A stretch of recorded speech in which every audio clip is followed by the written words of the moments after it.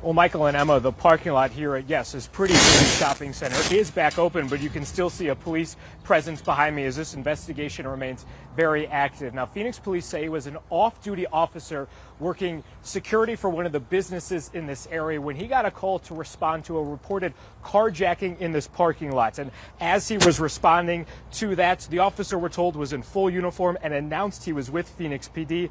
That's when officers say at least one of the suspects, armed with the handgun, started firing at that officer. Now, police say that officer was shot multiple times and was unable to shoot back.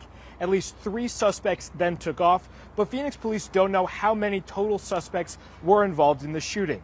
This officer who was shot is in the hospital with serious injuries, but is expected to recover. That person has also not been identified by name, but Phoenix police tells us that officer has been with the department for around 7 years. We had a chance to speak with the interim police chief a little bit earlier, and he says getting a call like he got on an incident like this is one of his worst nightmares.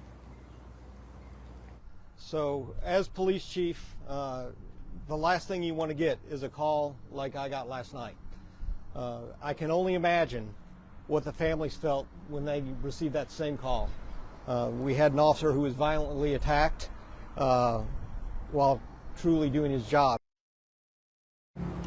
And Phoenix police say when this happened, there were other people here in this parking lot at the shopping center again around 11:30 last night. And that initial responding officer who was shot potentially saved other people from being hurt as well. And as we mentioned a little bit earlier, police still actively searching for those suspects involved in the shooting. And if you know anything, or if you were in the area or might have any information that could help police as they search for those suspects, you are encouraged to call either the Phoenix Police Department directly or Silent Witness. And I know that officers are also asking anyone potentially with cell phone video of either the carjacking or the aftermath and the shooting, or they're also looking at surveillance cameras around some of these businesses as well, hoping to identify and catch these suspects involved in this officer-involved shooting. Michael and Emma?